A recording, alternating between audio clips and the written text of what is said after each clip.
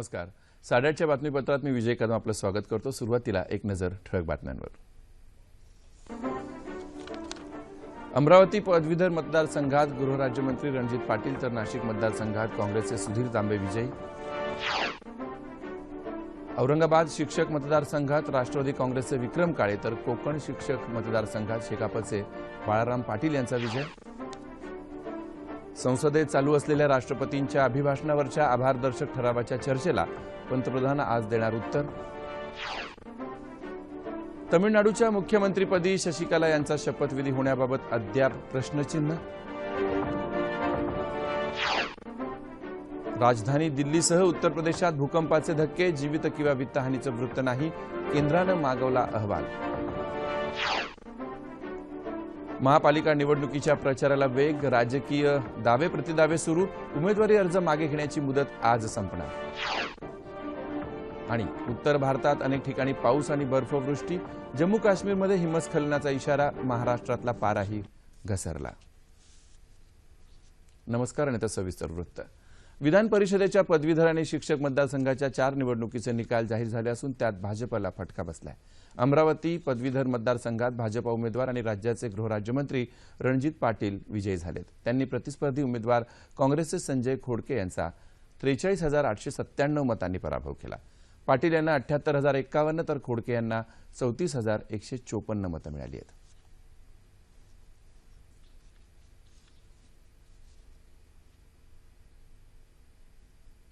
या विजयाची मानकरी खरोखर जी आमच्या पक्षाची संघटना आणि संघटनेतला कार्यकर्ता आहे, 1.5 वर्षापासून जो ह्या कामाला लागला आणि ज्यांनी हिरिरीने प्रयत्नाने आणि परिश्रमाने मेहनत घेऊन नोंदणी केली.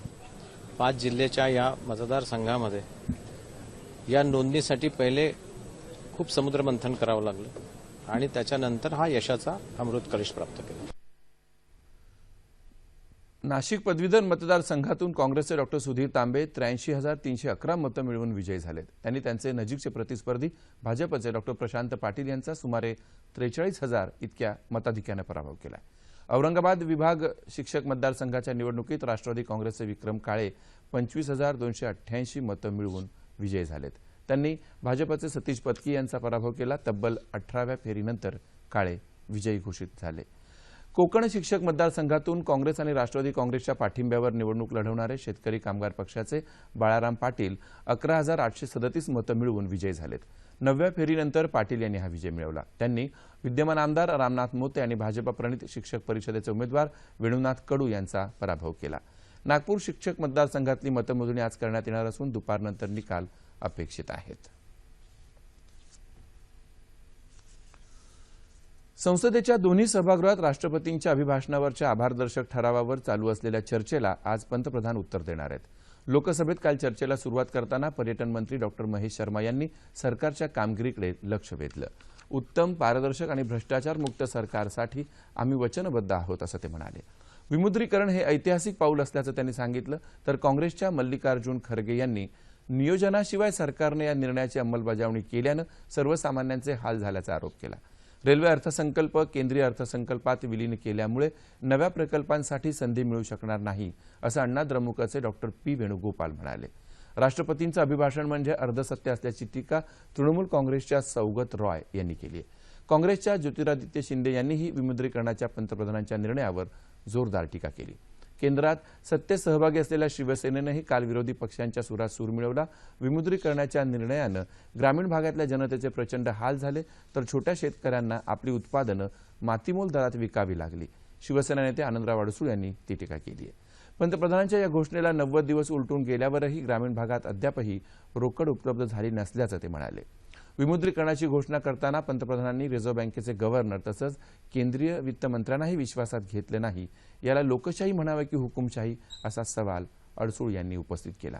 राज्यसभेत अभिभाषणावरील आभारदर्शक ठरावावर पुन्हा चर्चेला सुरुवात करताना भाजपा खासदार ला गणेशन यांनी विमुद्रीकरणाला जनतेचा पाठिंबा असल्याचं म्हटलं.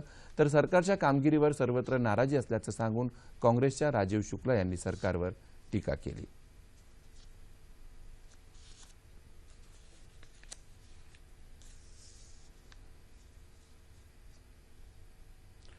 तमिळनाडूच्या नव्या मुख्यमंत्रीपदी शशिकला यांच्या मुख्यमंत्रीपदाची शपथ घेण्यावर अद्याप प्रश्नचिन्ह आहे.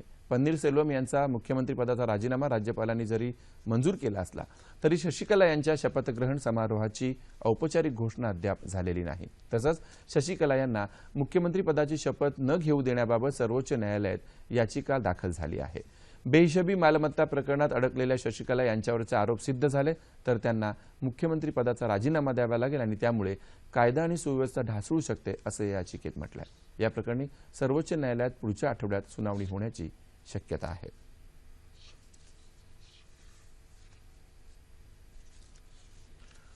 राजधानी दिल्लीसह उत्तर प्रदेशात काल भूकंपाचे धक्के जाणवले. भूकंपाचा केंद्रबिंदू उत्तराखंडच्या रुद्रप्रयाग इथं होता. भूकंपाची तीव्रता 5.8 रिक्टर इतकी नोंदवली गेली. नोएडा, फरीदाबाद, पश्चिम उत्तर प्रदेश, पंजाब, हरियाणा, चंदीगड इथंही भूकंपाचे धक्के जाणवले. भूकंपात कोणतीही जीवितहानी किंवा मोठी वित्तहानी झाल्याचं वृत्त नाही. केंद्रीय गृहमंत्री राजनाथ सिंह यांनी उत्तर भारताच्या या भूकंपासंदर्भात सविस्तर अहवाल मागवला आहे. तसंच राष्ट्रीय आपत्ती व्यवस्थापन दलाला सज्ज राहण्याच्या सूचना देण्यात आल्यात. या घटनेनंतर पंतप्रधान नरेंद्र मोदींनी ट्विटरद्वारे चिंता व्यक्त केली आहे.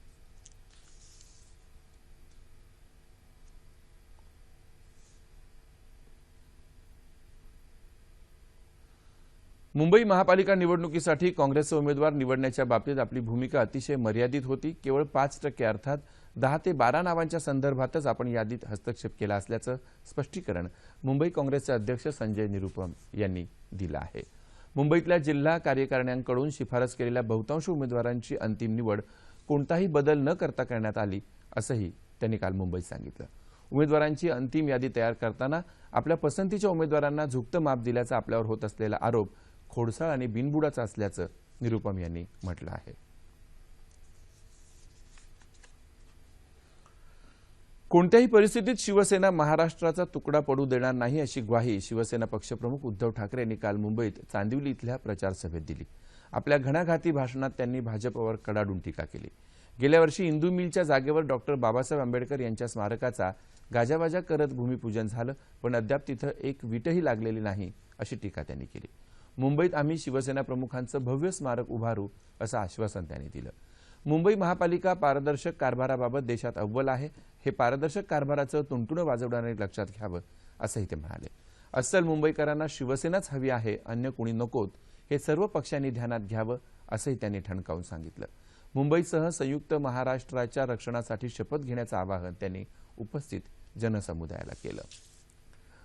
बुलडाणा जिल्हा परिषद आणि पंचायत समित्यांच्या निवडणूक प्रचाराला आता रंग चढायला लागलाय. काल सुटाळा इथं राज्याचे कृषीमंत्री पांडुरंग फुंडकर यांच्या उपस्थितीत आमदार आकाश फुंडकर यांनी भाजपच्या प्रचाराचा शुभारंभ केला.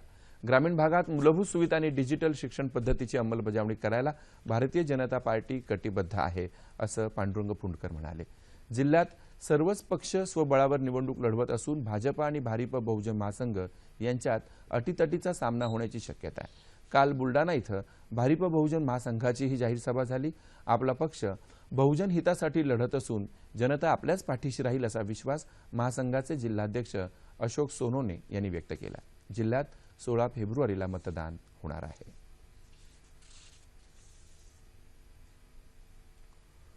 भाजपनं गुंडांना पक्षात प्रवेश दिल्यामुळे संघाच्या विचारसरणीला काळीमा फासला गेलाय. भाजपच्या या कृतीला पुणेकर मतपेटीतून उत्तर देतील असा विश्वास राष्ट्रवादी काँग्रेसचे नेते अजित पवार यांनी काल पुण्यात व्यक्त केला. सारसबाग मैदानावर महापालिका निवडणुकीसाठी राष्ट्रवादी काँग्रेसच्या प्रचाराचा शुभारंभ करताना ते बोलत होते. गेल्या 10 वर्षात राष्ट्रवादी काँग्रेसनं भ्रष्टाचार न करता पुण्याच्या विकासाची अनेक कामं केली आहेत. या कामांची पोचपावती पुणेकरांनी राष्ट्रवादी काँग्रेसला बहुमताच्या रूपानं द्यावी असं आवाहन त्यांनी केलं. राष्ट्रवादी काँग्रेसमधून बाहेर पडलेल्या अनिल भोसले यांच्यावर पवार यांनी या सभेत कडाडून टीका केली.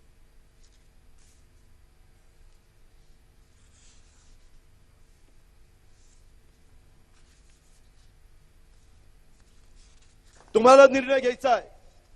गुंडांचा पक्ष म्हणून ज्यांची ओळख झाली, मी म्हणत नाही, स्वतः उद्धव ठाकरे म्हणतात हे गुंडांचे मुख्यमंत्री आहेत. अशांच्या हातामध्ये पुण्याची सूत्र द्यायची का पवार साहेबांच्या सारख्या राष्ट्रीय नेत्याच्या मार्गदर्शनाखाली काम करणारा हा आमचा जो राष्ट्रवादी काँग्रेस पार्टीचे उमेदवार आहेत त्यांच्या हातामध्ये सूत्र द्यायची, त्याच्यामध्ये दलाली करणाऱ्यांच्या हातामध्ये सूत्र द्यायची का पुणेकरांचा योग्य पद्धतीचा विचार आणि पुणेकरांना योग्य रस्त्याने नेणाऱ्या राष्ट्रवादी काँग्रेस पार्टीच्या हातामध्ये सूत्र द्यायची. कोल्हापूर जिल्हा परिषद आणि पंचायत समित्यांच्या निवडणुकांसाठी उमेदवारी अर्ज दाखल करण्याच्या अखेरच्या दिवशी काल निवडणूक कार्यालयात एकच झुंबड उडाली. कालच्या दिवसात जिल्हा परिषदेसाठी 416 तर पंचायत समितीसाठी तब्बल 849 अर्ज दाखल झाले. पक्षात बंडखोरी होऊ नये या दृष्टीनं सर्वच पक्षांनी उमेदवारांना थेट एबी फॉर्म देण्याची शक्कल लढवल्यानं अखेरच्या दिवशी अर्ज भरण्यासाठी एकच गर्दी उसळली. या निवडणुकीत जिल्हा परिषदेसाठी एकूण 702 तर पंचायत समितीसाठी एकूण 1275 उमेदवारांनी आपले अर्ज दाखल केलेत. या सर्व अर्जांची छाननी आज करण्यात येणार आहे.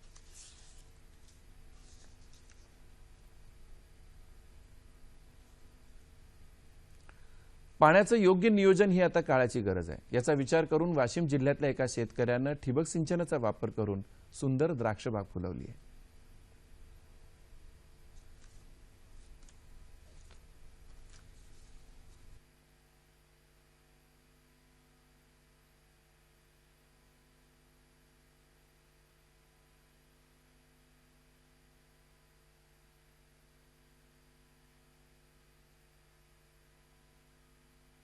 आपल्या इकडे शेणखत खत अजूनही भरपूर प्रमाणात भेटते, स्वस्त प्रमाणात भेटते आणि शेणखत, सेंद्रिय खत, सेंद्रिय निंबोळी पेंट, निंबोळीचा अर्क हे जर वापरलं तर आपल्या उत्पन्नात नक्कीच वाढ होऊ शकते. या भावाच्या तफावत जर पाहिली तर शेतकऱ्याला काहीच परवडणं झालेलं आहे सोयाबीनच्या शेतीत. त्यामुळं आणि जमीनही उतरते. त्यामुळं अशी माझी सगळ्या कळकळीची विनंती आहे की आपण ह्याच्यासाठी जेवढे प्रयत्न करतात तेवढेच बागेसाठी प्रयत्न करावा लागतो. याच्यापेक्षा काही जास्त प्रयत्न करावा लागत नाही.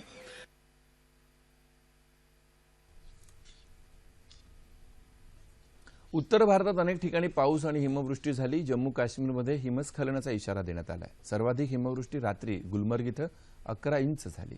हिमवृष्टीमुळे श्रीनगर जम्मू राष्ट्रीय महामार्ग बंद आहे.